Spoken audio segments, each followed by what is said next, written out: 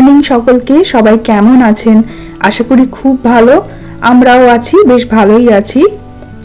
আজকে হচ্ছে বুধবার সকালবেলা, আর সকালবেলা থেকেই আমি ব্লগটা স্টার্ট করলাম।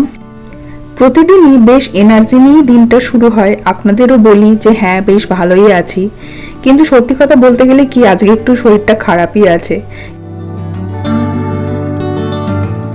কিন্তু শরীর খারাপ থাকলে কি হবে, দুপুরের খাবারটা তো বানাতেই হবে।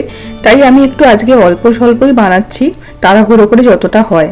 তো এই আমার কাছে কতগুলো ক্যান ছিল, এগুলো হচ্ছে বিনসের ক্যান। এখানকার যে সুপার মার্কেটগুলো আছে ওখানে সব পাওয়া যায়। তো এটা হচ্ছে ওই রাজমা যেটা বলে, ওই অনেক রকমের রাজমা, কয়েকটা ব্ল্যাক বিনস আছে, কয়েকটা রেড বিনস আছে, মানে আমাদের যেমন রাজমা হয়। আমাদের তো ইন্ডিয়াতে দু ধরনের রাজমা আমি দেখেছি, একটা একটু সাদা সাদা টাইপের হয় আর এটা লাল রঙের। তো এখানে ওই দুটো রয়েছে, আর একটা এখানে কালো রঙের বিনস পাওয়া যায়, ব্ল্যাক বিনস বলে, তো সেটাও রয়েছে। তো ওই 3 রকমের আমার কাছে রয়েছে। তো আমি ভাবছি ওই সবগুলো দিয়ে একটা রাজমা বানিয়ে নেব, তাহলে ওটা তাড়াতাড়িও হয়ে যাবে। আর সুদীপ তো দেখেছি রাজমা আর জিরা রাইস খুব পছন্দ করে খেতে। তো ওই রাজমা আর জিরা রাইস আজকে আমি বানাচ্ছি। আর যেহেতু এই ক্যানের বিনসগুলো দিয়ে বানাচ্ছি, এটাতে আর আমাকে আলাদা করে সেদ্ধ টেদ্ধ করতে হবে না, তাড়াতাড়ি রান্নাটা হয়ে যাবে।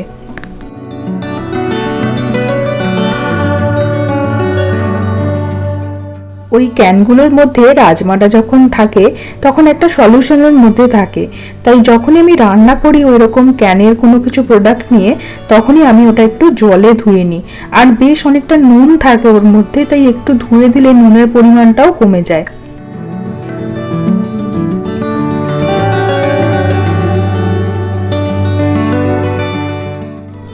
সুদীপ তো মোটামুটি ভালোই রান্না করতে পারে, তাই আমার যখন একটু শরীর খারাপ হয় তখন সুদীপ তো রান্না বান্নাটা করেই দেয়, মানে 1-2 দিনের জন্য বেশ ভালোই ও ম্যানেজ করে নিতে পারে। কিন্তু এবারে হয়েছে কি, আমাদের দুজনেরই একটু শরীরটা খারাপ। আসলে সুদীপ্তর অফিস স্টার্ট হয়ে গেছে তো, আর এখন অফিসে বলছে সবারই ওই হাঁচি কাশি সর্দি জ্বর এইসব নাকি লেগেই আছে। আর যেহেতু এখানে ওয়েদার চেঞ্জ হচ্ছে, মানে এই শীতকালটা চলে গিয়ে গরমকাল পড়বে, অথচ গরমও ঠিকঠাক পড়ছে না, অথচ ঠান্ডাও নেই, এরকম একটা ব্যাপার। তো এই টাইমটাতে প্রায় সবারই শরীর খারাপ হয়। তাই আমার তো মনে হয় সুদীপ্ত অফিস থেকেই এরকম শরীর খারাপটা নিয়ে এসছে। তো ও অফিস থেকে যেদিন ফিরলো, মানে গতকাল, তখনই বলছিল যে ওর একটু গলাটা খুসখুস করছে আর একটু হাঁচি টাচি হচ্ছে। তো আমি তো বললাম তুমি একটু গার্গেল টার্গেল করো, ভাপ টাপ নাও। কিন্তু কি আর করা যাবে, আজকে সকাল থেকে দেখছি আমারও একটু ওরকম গলায় ব্যথা ব্যথা করছে। আমাদের যা হয় হোক, মেয়েটার কিছু না হলেই হলো।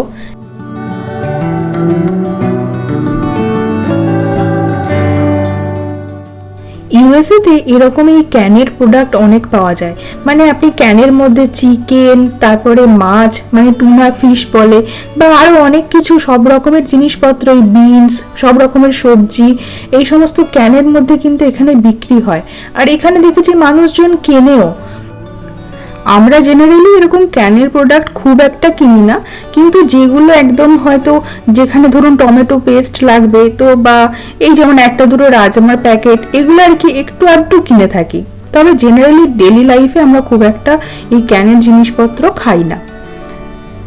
আরেকটা বিষয় কি বলুন তো, এখানে তো আলাদা করে কোনো হেল্পিং হ্যান্ড নেই, মানে অন্য কেউ আপনাকে বাড়িতে এসে রান্না করে দিয়ে যাবে, বা বাড়িতে কোনো কাজ করার কোনো লোক থাকলো যে একটু হেল্প করে দেবে অন্যান্য কাজে, সেরকম তো কেউ নেই, সবকিছু নিজেকেই করতে হয়।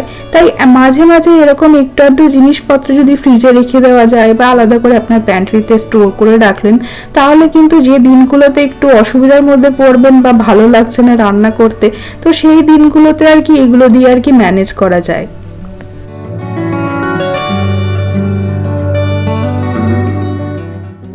তো মোটামুটি যে যে জিনিসগুলো লাগবে ওই রাজমাটা রান্না করার জন্য, যেমন ওই ধরুন পেঁয়াজ, লঙ্কা, টমেটো, ধনেপাতা, এই সমস্ত কিছু আমি এখানে আগে থেকে কুচো করে রেখে দিলাম।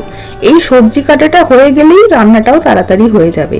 এই সমস্ত কাটাটাই মনে হয় একটু মানে ঝক্কির কাজ, আমার তো তাই মনে হয়।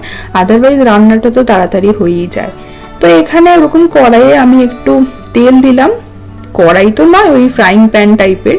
তো এখানে আবার ওই যে একটু কড়াই যেটা একটু মানে ওভাল টাইপের তলাটা আছে, ফ্ল্যাট নয়, সেগুলো আর কি এরকম গ্যাসেতে রান্না করাটা ডিফিকাল্ট, ঠিক মতো বসতে চায় না, তাই সবকিছুই এরকম আমাদের ফ্রাইং প্যানেই করতে হয়। তো তেল দিয়ে একটু জিরে, তারপরে শুকনো লঙ্কা আর একটু তেজপাতা দিয়ে তার মধ্যে পেঁয়াজগুলো, লঙ্কাগুলো আর টমেটোটা দিয়ে এরকম করে ভালো করে কষিয়ে নেব। রান্নার ক্ষেত্রে মশলাটা কষানোটাই হচ্ছে আসল ব্যাপার। মানে রান্নার আমার তো মনে হয় যে অনেক চ্যানেলে দেখি যে একদম তাড়াতাড়ি, খুব তাড়াতাড়ি রান্না হয়ে গেল, মশলাটা কষাতেই তো অনেকটা টাইম নেয় বলে আমার মনে হয়। আর মশলাটা যদি না কষান তাহলে কিন্তু এই ঘুগনি বলুন বা রাজমা বলুন বা চিকেন বলুন, এই ধরনের যে সমস্ত রান্নাগুলো সেগুলো কিন্তু খুব একটা ভালো টেস্ট আসে না।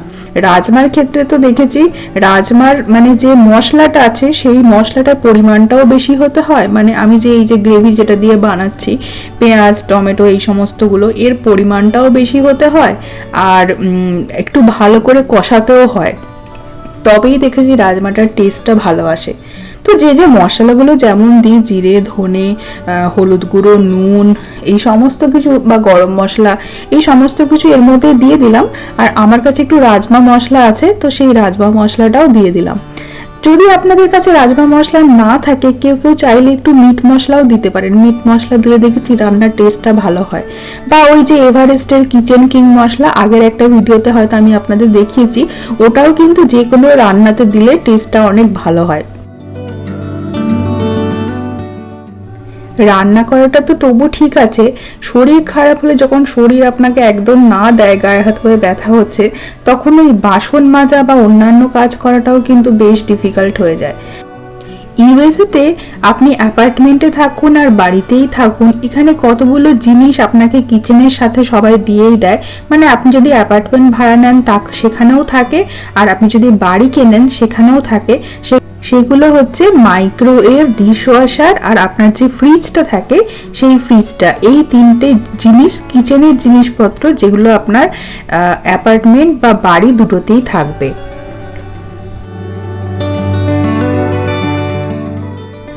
রাজমা রান্নাটা আমার হয়ে এসছে, তো আমি এই রান্নাটার লাস্টে একদম একটু কাসুরি মেথি ছড়িয়ে দিই, আর তারপরে একটু ধনেপাতা যেটা কুচিয়ে রেখেছিলাম সেটাও এর মধ্যে দিয়ে দেব। তারপরেই আমার এই রাজমাটা রেডি হয়ে যাবে। খুব একটা বেশি সময় লাগে না, যেহেতু এটা আগে থেকেই সেদ্ধ টেদ্ধ করা থাকে, মশলাটা কষিয়ে রাজমাটা তাড়াতাড়ি হয়ে যায়। আর আমি একটু ভাবছি জিরা রাইস করব। জিরা রাইসটা সুদীপ্ত বেশ পছন্দ করে রাজমার সাথে, আর আজকে যেহেতু শরীরটা দুজনেরই একটু খারাপ, তো একটু যে খাবারগুলো খেতে ভালো লাগে, একটু কমফোর্ট ফুড বলে মনে হয়, যেমন গলা গলা খিচুড়ি, ফেনা ভাত, তারপরে হচ্ছে এই রাজমার জিরা রাইসটা, তো এগুলো সুদীপ্ত খেতে খুব পছন্দ করে, দেখেছি ওর শরীরটা খারাপ হলে। তো সেই জন্য আমি ওকে একটু আজকে ভাবলাম জিরা রাইসই করে দিই। তো এই জিরা রাইস বলতে গেলে এই যে ভাতটা আমি আগের দিনে বানিয়েছিলাম সেটাই ফ্রিজে রাখা ছিল, তাই ওইটাই একটু ঘিয়ের মধ্যে ওই জিরে দিলাম, তার মধ্যে একটু শুকনো লঙ্কা, তারপরে এই যে রাইসটা আছে ওইটা এর মধ্যে দিয়ে দিলাম। আর এর মধ্যে অল্প একটু নুন দিচ্ছি, নুন দিলে টেস্টটা আর কি ঠিকঠাক লাগে, না হলে ফিকা ফিকা লাগে। তো ব্যাস, আমার জিরা রাইসও রেডি হয়ে গেছে। আর আজকে আমাদের লাঞ্চে এটাই ছিল, জিরা রাইস, রাজমা, আর আমার কাছে একটু ডিম সেদ্ধ করেছিলাম আমি। তোরাকে তো আমি খাওয়াই, তো তোরার জন্য একটু ভাত আর ডিম সেদ্ধ ওকে আর কি মানে ভালো করে পেস্ট করে দেবো, তাই আমাদের জন্য একটু ডিম সেদ্ধ করে নিয়েছিলাম। আর কিছুটা স্যালাড কেটে নিয়েছি, গাজর, শসা আর একটু পেঁয়াজ। তো এই দিয়ে আজকে আমাদের লাঞ্চটা হবে, বেশ তাড়াতাড়ি ঝটপটি হয়ে গেল।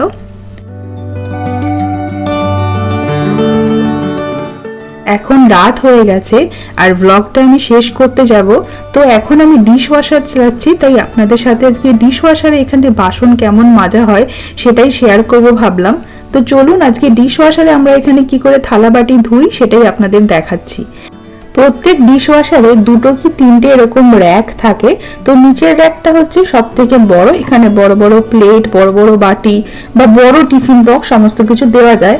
আর তার পাশেই রয়েছে যেটা হচ্ছে চামচ রাখার জায়গা, চামচ বা ওই যে বাটার নাইফ, ছুরি টাইপের যেগুলো আর কি মানে সরু অবজেক্ট, সেগুলো ওই যে রাখার জন্য একটা খাপ আছে, তো ওখানে ওগুলো রাখতে হয়। আর এর ওপরের যে র্যাকটা রয়েছে সেই র্যাকটার মধ্যে আমি কাপ বা বাটি এই সমস্ত জিনিসপত্র রাখি, যেগুলো ছোট ছোট জিনিস বা ছোট টিফিন বক্স এই সমস্ত রাখা হয়। আর তারও উপরে আরেকটা র্যাক রয়েছে, মানে এটা আমাদের ডিশওয়াশারে রয়েছে, সব ডিশওয়াশারে থাকে না। তো উপরের র্যাকটাতে আমি জেনারেলি হাতা, খুন্তি এই সমস্ত জিনিসগুলো রাখি। আর এই যে ডিশওয়াশারে আপনাকে বাসনগুলো কিন্তু খুব ভালোভাবে সাজিয়ে রাখতে হবে, মানে একটার উপর একটা চাপকে রাখলে হবে না। তো নিচে যে র্যাকটা রয়েছে সেখানে দেখুন একটা ফ্যানের ব্লেডের মতো জিনিস রয়েছে, আর তার মধ্যে অনেক হোল আছে, তো ওইটা দিয়ে জল বেরোয় আর ফ্যানটা জোরে ঘোরে। আর নিচে একটা জালি জালি জিনিস রয়েছে, ওইটাতে এই যে প্লেটগুলোতে যে ধরুন খাবারের কণা টনা লেগে থাকে সেটা ওটার মধ্যে গিয়ে জমা হয়, আর ওটা আবার মাঝে মাঝে পরিষ্কারও করতে হয়। আর ওই যে ব্লেডের ফ্যানের মতো যে জিনিসটা রয়েছে ওটা ওরকম দুটো কি তিনটে থাকে, একটা নিচে, তার উপরের র্যাকের উপরে আরেকটা থাকে, আর একদম উপরে আরেকটা থাকে। তো ওইটা দিয়ে জল বেরোয় আর ওই ফ্যানের মতো জিনিসটা ব্লেডটা ঘুরতে থাকে। তো ওইভাবেই আর কি ডিশওয়াশারে মানে জিনিসপত্রগুলো ধোয়া হয়। আর একদম নিচে একটা রড আছে, সেই রডটা গরম হয়, তো ওই গরমটা দিয়ে জিনিসপত্রগুলো শুকিয়ে যায়। ডিশওয়াশার মেশিনটা অনেকটা ওয়াশিং মেশিনের মতো। ওয়াশিং মেশিনে যেমন জামা কাপড় কাচা হয়, ডিশওয়াশারে ওরকম এই থালা বাটি এই সমস্ত ধোয়া হয়। আর একটা বিষয়, ডিশওয়াশার ইউজ করতে এখানে সবসময় বলে, কারণ এতে নাকি জলের খরচটা অনেক কম হয়। মানে আপনি এত বাসন যদি হাতে ধোন তাহলে আপনার বেশি জল খরচ হবে। আর এখানে যেহেতু জলের জন্য আপনাকে আলাদা করে টাকা দিতে হয়, মানে আলাদা করে ডলার পেমেন্ট করতে হয় মাসের শেষে, সেই জন্য এখানে সবাই ডিশওয়াশার ইউজ করতে বলে, তাহলে জলের বিলটা কিছুটা কম আসে। ডিশওয়াশারের যে পাল্লাটা রয়েছে সেই পাল্লাটার গায়ে এরকম ডিটারজেন্ট দেবার জন্য খোপ করে রাখা থাকে। ডিশওয়াশারের সাবান বা ডিটারজেন্ট যেটা আমরা নর্মাল বাসন মাজার সাবান যেটা হয় সেটা থেকে আলাদা হয়, ডিশওয়াশারের জন্যই আলাদা করে ডিটারজেন্ট পাওয়া যায়, তো সেটা ওটার মধ্যে দিতে হয়। আমরা এখানে ক্যাসকেড বলে যেটা পাওয়া যায়, এটার যে পড যেটা হয় সেটা আমার মনে হয় সব থেকে ভালো ডিশওয়াশার ডিটারজেন্ট, তো সেটাই আমরা ইউজ করি। তাই এটার মধ্যে দেখুন 3-4 রকমের লিকুইড টাইপের জিনিস রয়েছে, 3টে লিকুইড আর তলার যে ডিটারজেন্টটা ওটা থাকে। তো এই আমার যে বাঁ হাতে যে জিনিসটা দেখতে পাচ্ছেন ডন বলে লেখা, এটা হচ্ছে এমনি নর্মাল বাসন মাজার সাবান, আর ডান দিকের যেটা পডটা দেখতে পাচ্ছেন ওটা হচ্ছে ডিশওয়াশার পড। তা ওই যে ডিটারজেন্ট দেওয়ার খোপটা যেটা রয়েছে ওখানে আমি পডটা এরকম ঢুকিয়ে দিলাম। আর ওই যে ডিটারজেন্ট দেওয়ার জায়গাটার পাশেই আরেকটা জিনিস রয়েছে, সেখানে রিন সেট বলে একটা জিনিস পাওয়া যায়, তো ওই রিন সেটটা দিতে হয়। আমরা ওটা দিই না, তাতেও আমার মানে ডিশওয়াশার ভালোই চলে। আর এখানে দেখুন আমি দেখানোর চেষ্টা করছি, এই যে আমার টিফিন বক্সের বোলটার মধ্যে দেখুন কতগুলো ছবি দেওয়া আছে।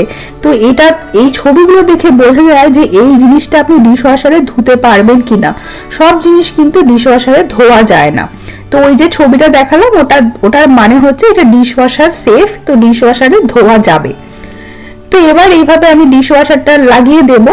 আর লাগানোর সময় দেখুন এখানে একটা কন্ট্রোল প্যানেল আছে, তো এটা যে ডিশওয়াশারটা চালাবো, কোন মোডে চালাবো বা কোন সাইকেলে চালাবো সেটা এখানে দেখা যায়। তো এখানে অনেক রকমের সাইকেল থাকে, হেভি, নর্মাল, লাইট, 1 ঘন্টায় ওয়াশ করা যাবে সেটা একটা সাইকেল আছে। আর অটো সেন্স বলে একটা সাইকেল হয়, যেটা আর কি নিজের মেশিনটা নিজেরাই ডিটেক্ট করবে যে কতটা মানে ময়লা আছে, মানে কতটা নোংরা লেগে আছে ওই বাটি বা প্লেটগুলোতে। তো সেই অনুযায়ী ও সেরকম জল দিয়ে বা সেই রকম টাইম নিয়ে ওই ডিশওয়াশারটা চালাবে। তো আমি জেনারেলি নর্মাল অথবা হেভি এই দুটোতেই দিয়ে থাকি, তো আমার তো বেশ ভালোই ধোয়া হয়। তো এবার আমি চালিয়ে দিলাম, ওখানে স্টার্ট বাটনটা থাকে সেটা দিয়ে। আর দেখুন এখানে ওয়াশিং বলে একটা লেখা উঠছে। তো এখন যেহেতু মানে ডিশওয়াশারটা চালু হলো সেই জন্য ওয়াশিং বলে লেখা উঠছে। তারপর ডিশওয়াশারের জিনিসগুলো যখন শোকাবে তখন ড্রাইং বলে লেখা উঠবে, আর একদম যখন কমপ্লিট হয়ে যাবে তখন ক্লিন বলে লেখা থাকবে। তো আমি রাতের বেলায় জেনারেলি ডিশওয়াশারটা চালাই। আর এটা হচ্ছে পরের দিন সকালবেলাকার ভিডিও। তো পরের দিন আমি আপনাদেরকে দেখাচ্ছি যে ডিশওয়াশারটা কিভাবে ক্লিন হয়েছে। তো একটা প্লেট বার করে আপনাদেরকে দেখাচ্ছি, দেখুন খুব সুন্দরভাবে ক্লিন হয়েছে, আমার নিজের ছবিটাও দেখা যাচ্ছে এখানে। তো এইভাবেই ডিশওয়াশার আমি চালাই, এভরি অল্টারনেট ডেতে চালাই, মানে আজকে চালালাম তো আর কালকে রাতে আর চালাবো না, আবার পরশু রাতে আমি চালাবো, এইভাবেই চালাই। আর জেনারেলি রাতের বেলাতেই আমি ডিশওয়াশারটা চালাই, যেহেতু এটা অনেকক্ষণ টাইম নেয়। আর ডিশওয়াশার খুললেই আমার মেয়ে যেখানেই থাকুক না কেন একদম হামা দিতে দিতে চলে আসবে, এটা ও দেখার জন্য। তো যাই হোক, আজকের ভিডিওটা আমি এখানেই শেষ করছি। আশা করি আপনাদের ভালো লাগলো ভিডিওটা, আর ভালো লাগলে চ্যানেলটা প্লিজ সাবস্ক্রাইব করে দেবেন। পরে আবার অন্য কোনো ভিডিওতে আপনাদের সাথে কথা হবে, ততক্ষণ সবাই খুব ভালো থাকুন, টাটা।